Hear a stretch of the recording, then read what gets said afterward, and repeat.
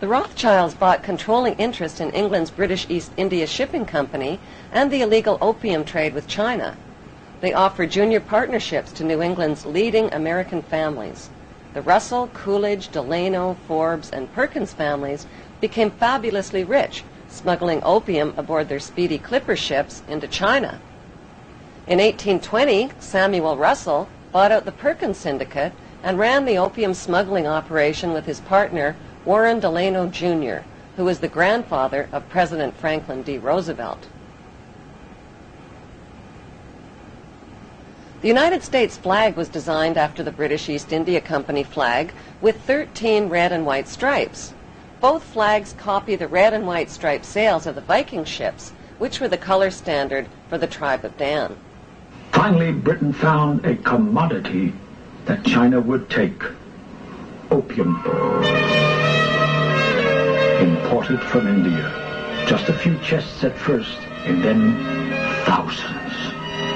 When the Chinese authorities tried to stop the opium trade, the British sent in their gunboats.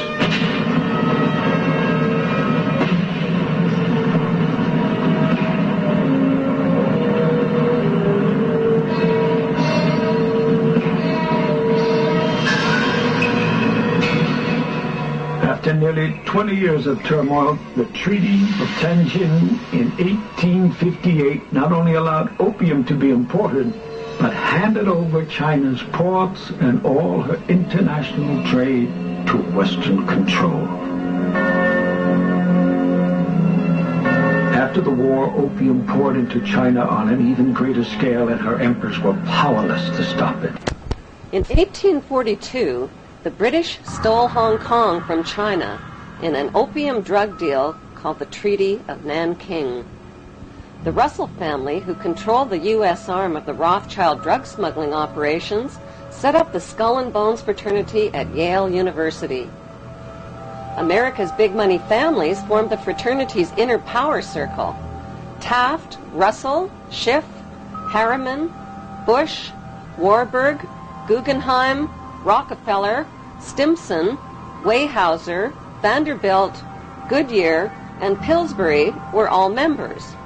These families intermarried over the generations to form America's big money aristocracy. Skull and Bones member Alphonso Taft catapulted his son, William Taft, right into the top job at the White House.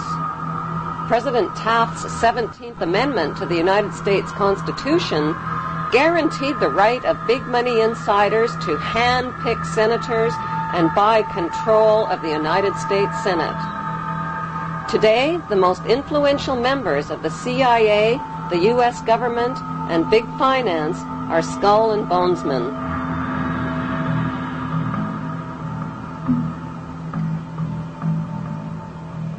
The Skull and Bones Brotherhood is rooted in Jewish Kabbalism and in European Freemasonry, which practices similar death and rebirth rituals. Freemasons are blindfolded, symbolically slain with a noose around their neck, and lowered into an open grave. Once raised from the grave, they must look towards a light called the morning star. The Latin translation for morning star is Lucifer. The phoenix bird and double-headed eagle are important symbols in Freemasonry.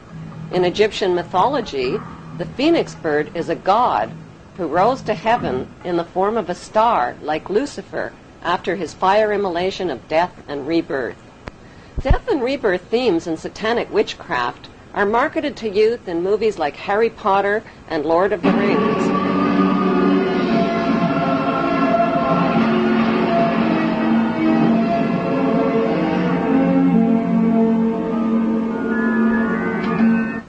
The Hollywood movie lots are owned by the Illuminati Lehman Brothers, Rothschild agent Kuhn and Loeb, and Goldman Sachs.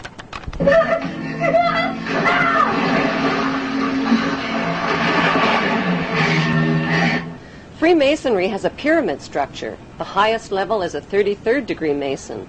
Solomon's Temple in Israel was located at the 33rd parallel. Most Masons remain at the 3rd degree and provide a cover through their community charitable activities. The Illuminati at the top of the pyramid is the all-seeing eye. At the bottom are the unthinking, hard-working, law-abiding, tax-paying, God-fearing debt slaves called the Goyim, or sheep. Giuseppe Mazzini of Italy was a 33rd-degree Mason who replaced Adam Weishaupt as head of the Illuminati in 1834. Mazzini was a member of the Italian Carbonari and created the Mafia's blood rituals and secret oath.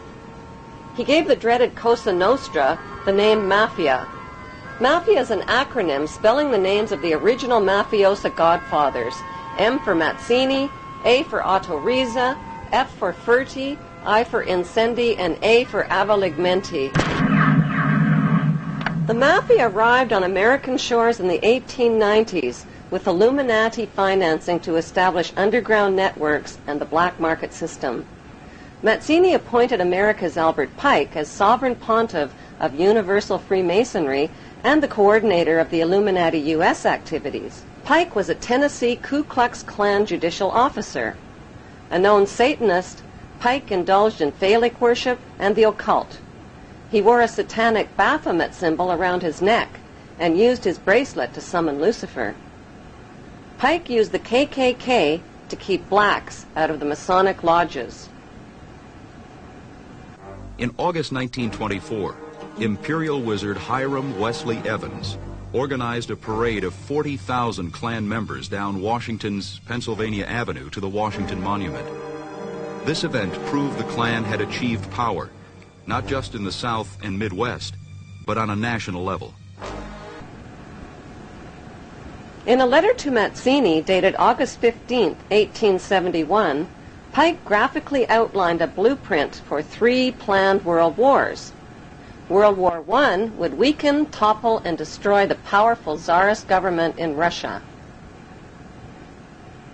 World War II would pit Great Britain against Germany, destroy Nazism, and create the Zionist State of Israel.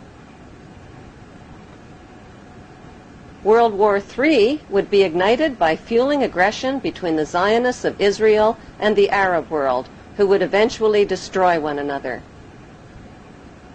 Social, political, and economic chaos would then force the masses to accept one world army and one world government ruled by the Illuminati.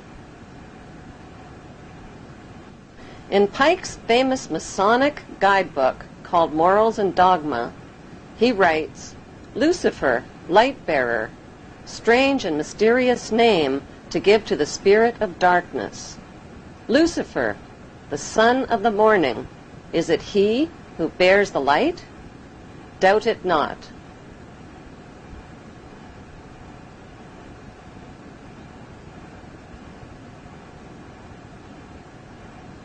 Albert Pike was a Confederate general in the American Civil War.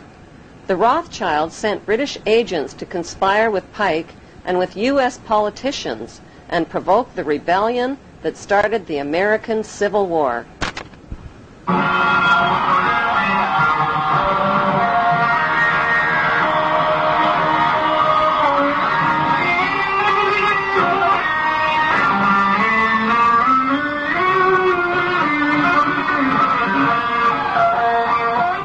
The Rothschilds, whose massive fortune had been built on provoked wars and war loans, offered loans to both sides of the Civil War at 24 to 36% interest.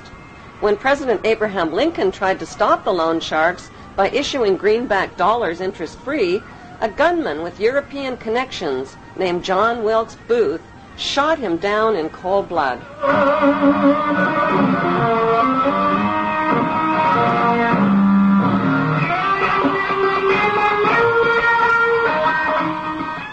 Following the Civil War, Albert Pike was convicted of treason and sent to prison, but President Andrew Johnson, a 33rd-degree Mason, pardoned him. One of Johnson's first acts as president was to veto the Civil Rights Act for blacks, who had been shipped in chains to their wealthy American slave owners. Stealing slaves was a crime, but torturing and beating them was not.